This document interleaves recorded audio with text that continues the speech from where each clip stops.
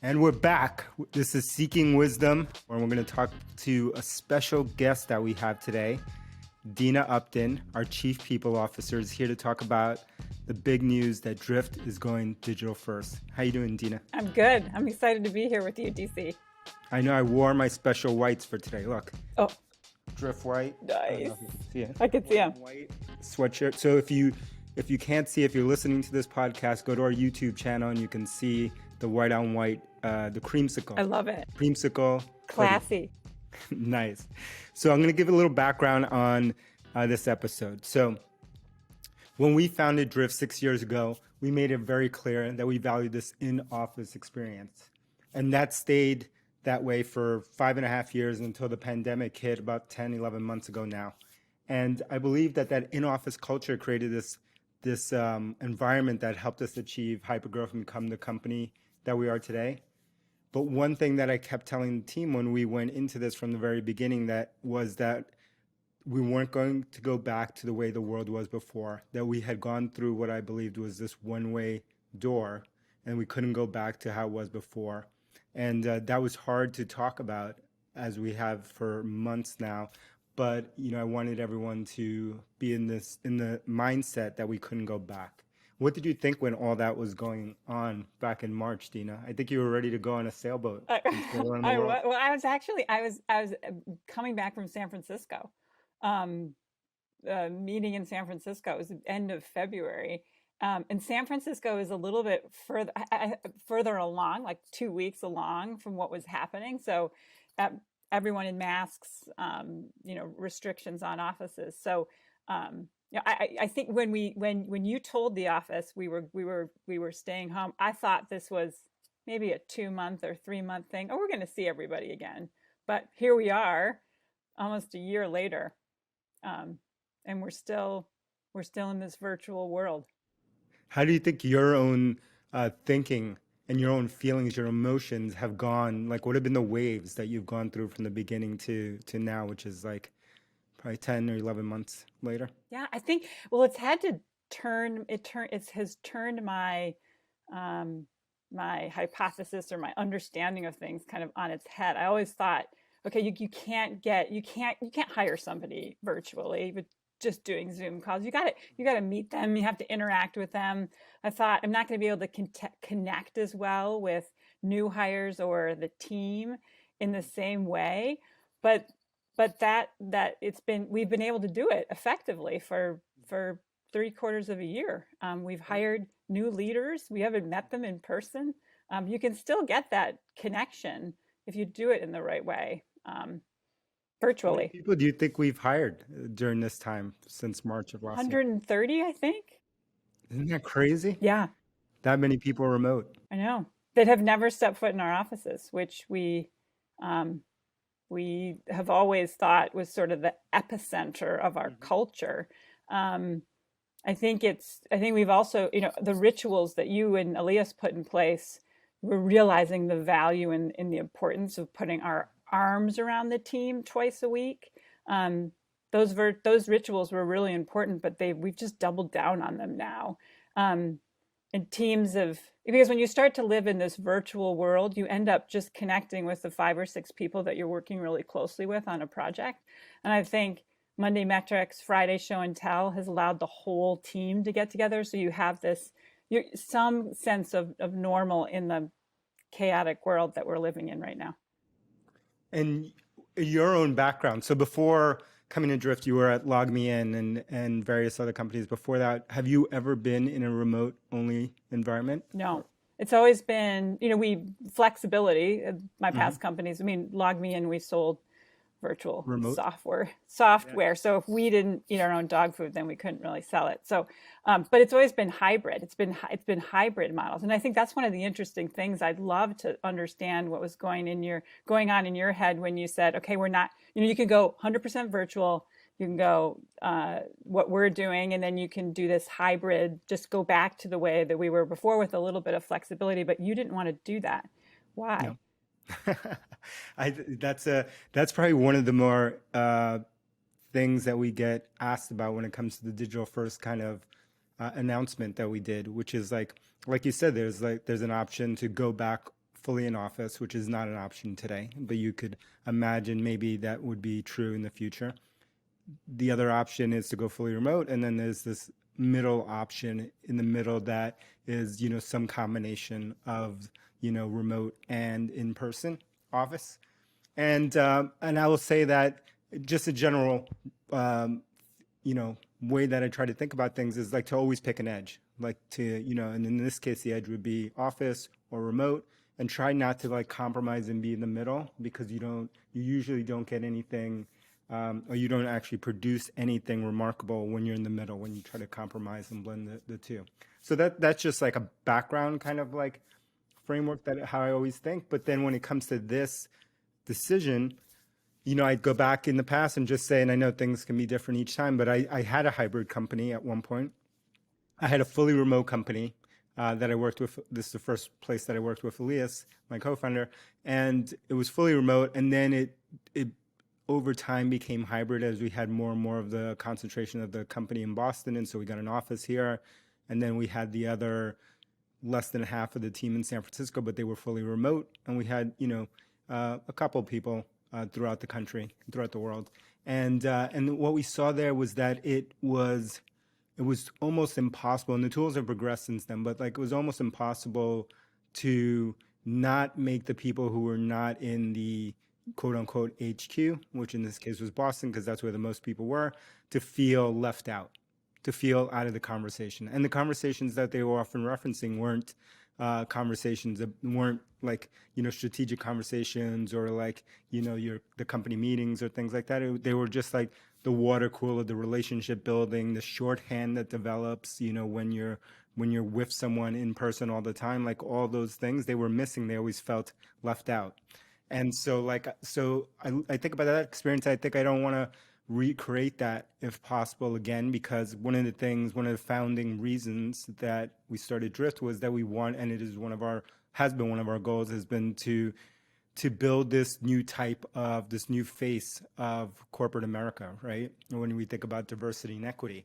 And it was really the equitable part of it that really wanted me to stay away from hybrid, because I think in the case of that past company I described, it was not equitable, because what would happen over time was not only did those people feel left out, but naturally when you're spending more and more time in person with a group of people, those are going to be the first people that you're thinking, even if you're looking at on a performance based and whatever, those are people that you're going to tend to favor when it comes to, even unconsciously, to promote, to give new opportunities, to ask them to try out a new project, just because they're there, just because it's easier, right? It's the path of least resistance.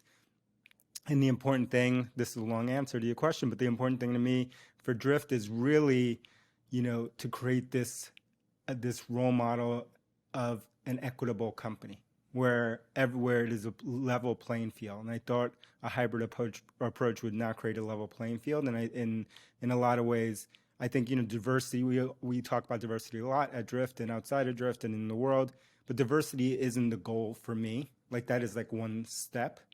The goal for me is, equitable, which is way beyond that, which is level playing field, no matter where you come from, right? Diversity, and I think often can be lost in today's conversations. Diversity can be like, we need 3 more of these, and 4 more of these, and 5 more of these. But often those are junior roles. Those are roles that don't have the same access for progression within the company. So like the real conversation, I think, is about this. And this is not the conversation for today, but it's about equity. Yeah. And why now? Why we've got some time. We don't know exactly how much time we have. It's still the end goal keeps moving, but why announce to the team now? I think, we debated that going back and forth. We had told the team, and now the time that we're filming this is January of 2021. And we had told the team that we weren't going to come back into the office, and we had announced this a while ago, until at least June of 2021. So we had, in theory, 6 months, 5.5 months left before that expired. But one thing that we saw happening was that, this uncertainty hurts when people are trying to make life decisions. You know, a lot of people, a lot of our team, a lot of our especially our younger team, live in the city and they have roommates. They're very small spaces that they're all working from home now, and it's hard to be on Zooms like Zooms or video calls or things like that when you're have a whole bunch of roommates in one room, especially if you're in sales or support where you actually have to get on the phone often or on video conference. So they were starting to make life decisions about, do they want to stay in the city? Do they want to move? And we thought if we could announce earlier and give them some certainty that they could make those life decisions. Maybe they would move out of the city. Maybe they wouldn't. Maybe they would move out of the state. Who knows? But like they would make bigger life decisions than they could right now. And do you think that you're talking about Drift being very intentionally an in-office team? It's how we recruited, it's how we talked about it. Do you think the team was waiting for permission from you on this new? So I mean, we surveyed the organization, right? But I don't think they fully could visualize what, when we asked them, okay, would you like to come into the office? Would you like to be remote? I think they could only visualize Drift in the office. I mean, the people that were part of Drift prior to us. Yeah, not the 130 we hired. Right. But how did you announce to the team and get them comfortable with this new way of thinking? I mean, I think we're still working on it a little bit. I think we're still working on it.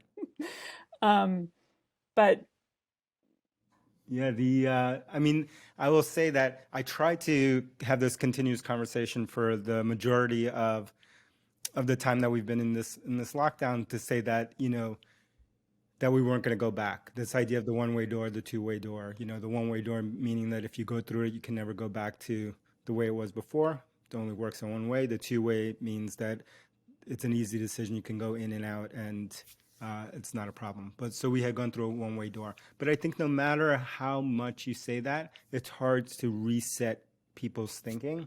They're still thinking about the Drift of before, the Drift that was in office, the energy that we got from being in office, when they were going to see their friends. The more extroverted they were and the more social they were, the more that they missed that connection and that bonding. So I think it was really hard for people to even imagine a world where we didn't have an office and that option was gone. And so I don't think there was an easy answer. I think we're still working on it, and it's a progression. I think a lot of people, I've heard from a lot of people when I announced it, when I sent an email announcing this and a video internally, messaged me privately, long list, but I'm sure there's an equal number of people who aren't happy, that there is no office. But the truth is that the office is not, we're talking about fictional things, where if you're not happy that you can't go back to an office, well, we can't go back to an office. Right. And we can't go back to an office anytime soon, even if I think they're missing the way that it was,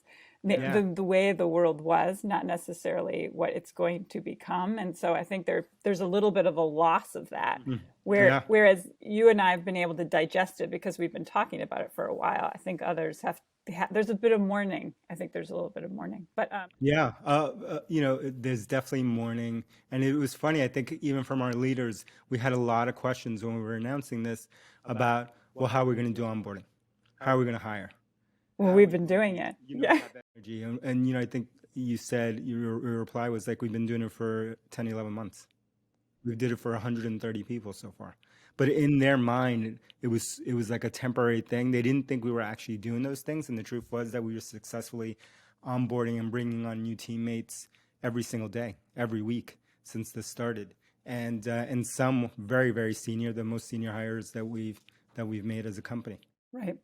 Well, and I think it frees the mind to think of what is possible instead of holding on to what was before. And I think it opens up a whole new network and way of communicating with people through asynchronous communication. Some of the things that we used even when we were in the office. Yeah.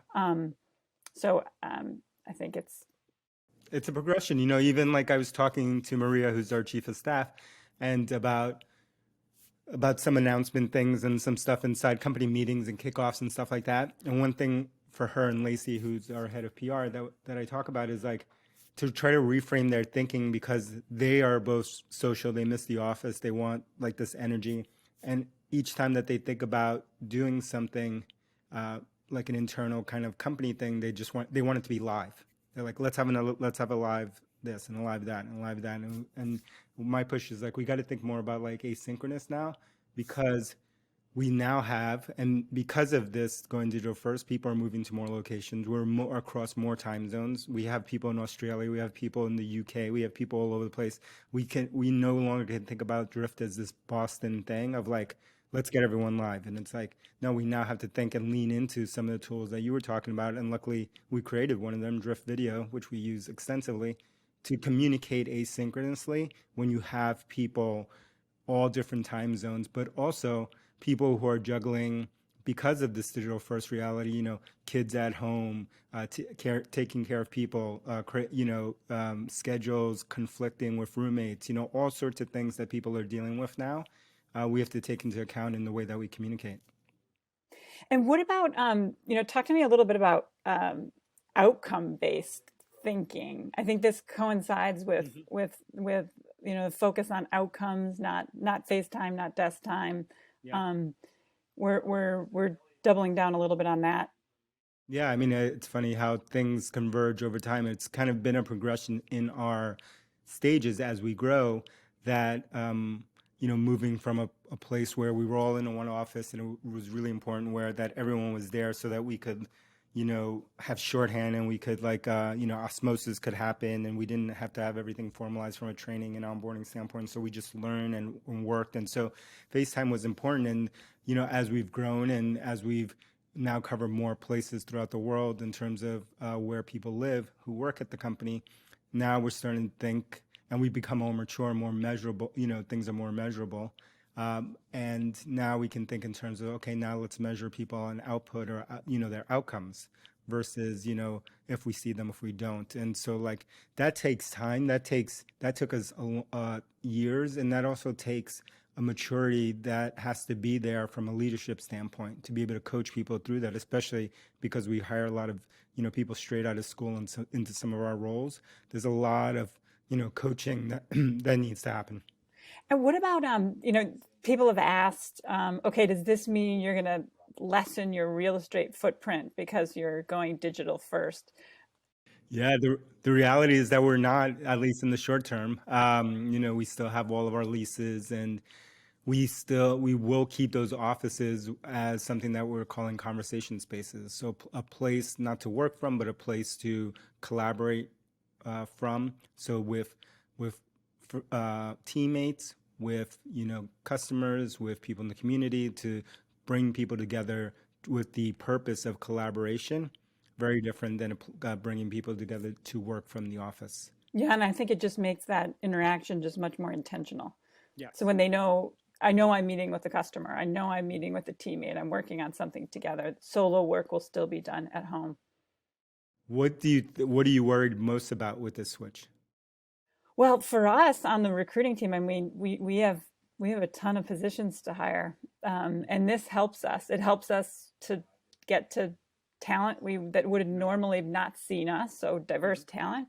It also will allow us to get closer to customers. So that time zone differences, that's all going to help. I think for me, the biggest thing is just thinking differently on how you bring teams together, how we communicate, how we connect. I think part of the conversation that we were having earlier around having an equal playing field, I think this move to go digital has reinforced the kind of general hygiene around connecting with teams to make sure you're deliberate in why you're connecting, why you're running meetings. My only worry is I hope that we stay as disciplined as we always have been around a lessened meeting culture. I think we need to make sure that people are not just replacing meetings with interactions in the office. So that efficiency piece is where I just want to make sure that and I also want to ensure that our team has your office is always there if your office is at home. And so compartmentalizing when you work and when you shut off, and when you the creativity is needed. So I just want to that's the piece that I just have to ensure and that's good management, that's good leaders, making sure that they're connecting with their teams, that they're not overworking, because work is, you can always see it. It's always there. That is true. Do you think you're working more? How do you think your own progression? I mean, I'm more efficient. I think I'm not, I mean, for me, the commute into the office was only about 25 minutes. But now I can go for a walk, or I can go for a run. I can pick the kids up at school where I couldn't before. So it's providing me flexibility that I didn't have. I don't think I'm working more, but I think that I'm spending a bit more time connecting with the team than I did before, because I do have team members that are outside of Boston. So I feel like I'm spending, when I was in the office, I would see those teammates that were in the office a lot. And now that I have teammates that are in Charlotte, in New Hampshire, in San Francisco, I'm spending an equal amount of time socializing with them, so to speak. Not, I mean, like through Slack and through connecting and through video. I think I'm more equal with wherever my team is, because I don't see anyone in the office, if that makes any sense. No, it totally makes sense. So how do you think, and are you excited for, how do we drum up excitement at Drift? How do we had the in-office excitement that naturally came with the loud music and the gongs ringing and, like all sorts of crazy stuff, and people filming stuff and visitors walking through and like this kind of thing. Do you think we need that? And if so, like, how do we create it? Well, I think it's, I think we've been able to create it with some of those, for our team. I think we've been able to, we have the excitement and music that for Monday Metrics and Friday Show and Tell. You've got that same excitement. The chat, our Zoom chat explodes when we do Monday Metrics, which is time where we bring the whole team together to go through metrics, and then Show and Tell. I think, Show and Tell attendance and Monday Metrics attendance is ramped up because it's a big part of getting to know the team. So I think that excitement is there. I think it's going to be really interesting when we bring the team together. I think the cadence of so if we fast forward to we're in a normal world, not non-COVID times, and we can actually get the team together. I'm like super excited. I mean, I haven't met Todd, our CRO. Can't wait to meet him. None of us have. No, I mean, I can't wait to I feel as though I'm going to be super excited when we have a new hire gathering, or whatever we're going to call it, to bring new hires together. I'm going to be super excited to actually see those people. Whereas sometimes when you're in the office, if you need to stay a little later for a new hire gathering, it's like, okay, I think there's just going to be a lot more excitement for when we do get the team together, than when you're always in the office and it's an added activity or an added event. I think those events are just going to be they're going to be special and treasured, and we've just got to bring the excitement when we have those opportunities of bringing the teams together. Well, luckily the team has you, and you're super exciting. Unlike myself, this is the most exciting I get right now. So thank you for joining me, Dena. This has been amazing. So don't forget, Dena, you can find Dena Upton on LinkedIn, on the Twitters, on all the places that you'll find. I'm dcancel on Instagram, Twitter, etc., and LinkedIn. And you know what to do. Please don't forget, this is the universe's only certified 6-star podcast. So leave a like and leave a 6-star rating for us in the comment, and leave a little shout out to Dena. Let's see if Dena can get some shout outs in the comments. Thank you for joining us, Thanks, Dena. DC.